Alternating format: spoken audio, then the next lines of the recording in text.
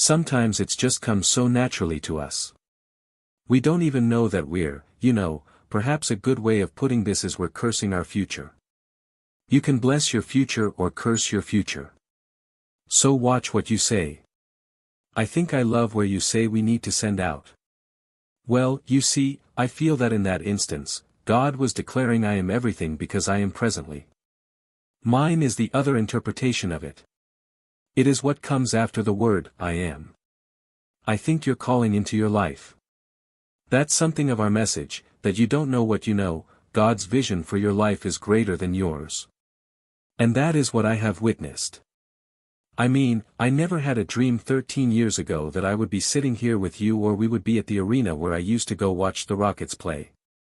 And so Joel Osteen received $4.4 million in COVID loans intended for small businesses while residing in a $10.5 million house. His church only allocates 1% for charity.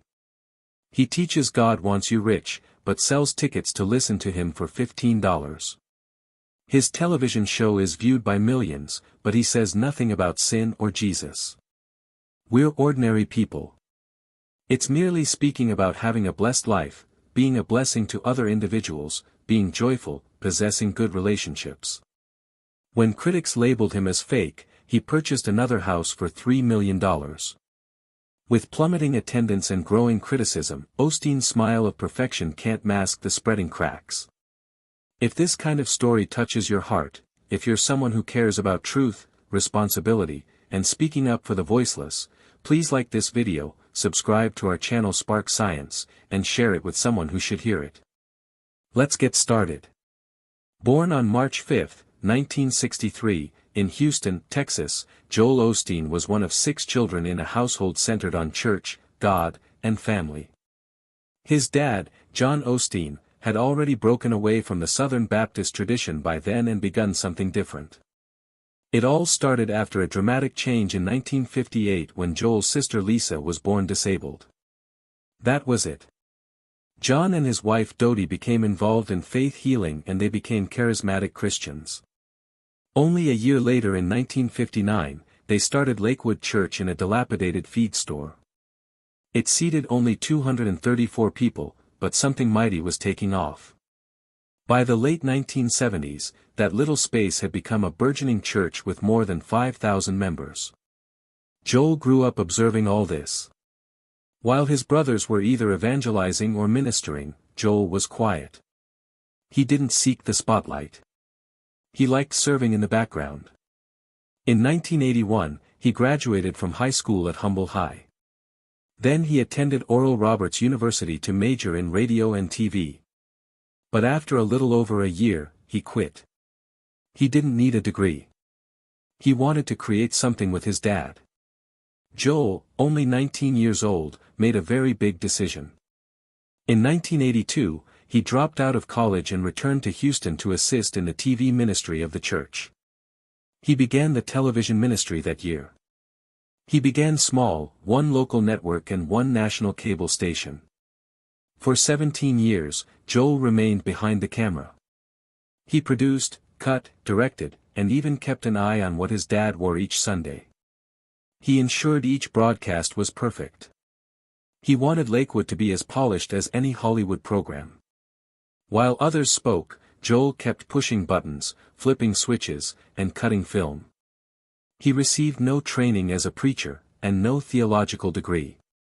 But he was learning everything. Editing scores of his father's sermons taught him more than any school could. Despite this, he still wouldn't get on stage. His father would encourage him to preach, and Joel would reply, "No. You're the preacher," he said to him. "I'll make you look good on TV." Then everything changed in January 1999. On the 17th, Joel agreed. He preached his first sermon.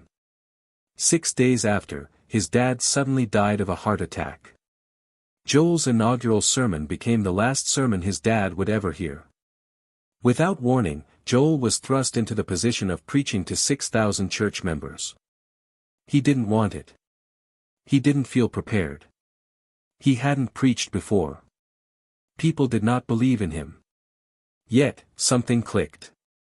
Then, around 8,000 individuals visited Lakewood every week. Big for Houston, but not for the country. 5 years later, all of that changed. By 2004, weekly attendance had grown to between 25,000 and 30,000. That was not merely big. It was the largest church in America. And it didn't occur by happenstance. Joel doubled the television airtime budget. He selected the most coveted time slots in major metropolitan areas. He covered highways with billboards. But above all, his sermons were different. They were plain, inspiring, full of promise. People listened and they remained. The crowds became so large that Lakewood's 8,000-seat building just wasn't sufficient. Joel started speaking of something which sounded like the impossible. He stated that one day they would be preaching to 100,000 people each weekend. Many people laughed. But then there was the boldest move yet. In 2003, Lakewood made a deal with the city of Houston to lease the Compaq Center. It was the former home of the Houston Rockets. This was no humble church auditorium. It was a 16,000-seat sports arena. The lease alone cost $12 million for 30 years with the option of extending another 30 years at $22 million. But the jolt came from the cost of renovation. Lakewood invested almost $95 million to renovate the arena. That's about $158 million nowadays. It was built in 15 months. They opened up the arena and built 5 floors within it. Waterfalls, miles of new carpet, 200,000 square feet of space, broadcast studios, classrooms. Everything needed to be brand new. Folks couldn't believe it. A basketball stadium becoming a house of worship. It had never been attempted such a way. In 2010, Lakewood purchased the building for cash for $7.5 million.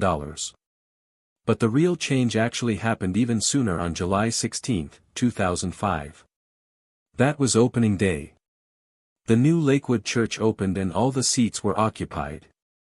16,000 individuals attended in person. Millions more saw on television. For most Houstonians, where they used to see NBA legends play was now a church with lights, music, and good vibes. And the crowd just kept expanding. Attendance weekly soon topped 40,000. Television broadcasts touched an estimated 10 million people in more than 100 nations. This was no longer a church. It was a movement, a media empire. And Joel Osteen was right in the middle of it. What set Joel apart was his message. He did not preach brimstone and fire. He did not emphasize sin or judgment. Rather, he spoke of hope, of dreams, of believing in yourself and trusting God's will. The critics referred to it as Christian light. But his followers did not care. They liked his smile and were strengthened by what he had to say.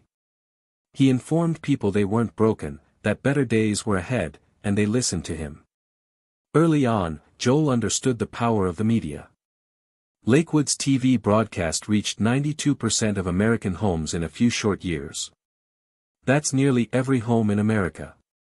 Approximately 10 million Americans listened each week and more than that watched from more than 100 nations on Earth. By 2017, the media work of the church cost $25 million annually, but it was worth it. Lakewood opened a Sirius XM radio station. Joel began hosting Night of Hope events at stadiums. Wherever he went, tens of thousands attended. And it paid off because his message was simple, clear, and positive. When Joel Osteen published Your Best Life Now in October 2004, everybody didn't think much about it selling much. He was a first-time writer and a minister, not a public figure. Yet in only 3 months, the book had sold more than 500,000 copies. By May 2005, it had reached 1 million. That was remarkable in itself. But then it remained on the New York Times bestseller list for over 200 consecutive weeks, nearly 4 years. In all, it sold more than 4 million copies around the globe. It wasn't a Christian book anymore. It was a cultural bestseller. The combination of religion, inspiration, and plain hope resonated with church members to those who never opened a Bible. Joel's conversational style was easy to read. His concepts of living a better life seemed authentic. That book didn't only make him a household name. It revolutionized the way religious writers wrote and marketed books forever. But Joel did not stop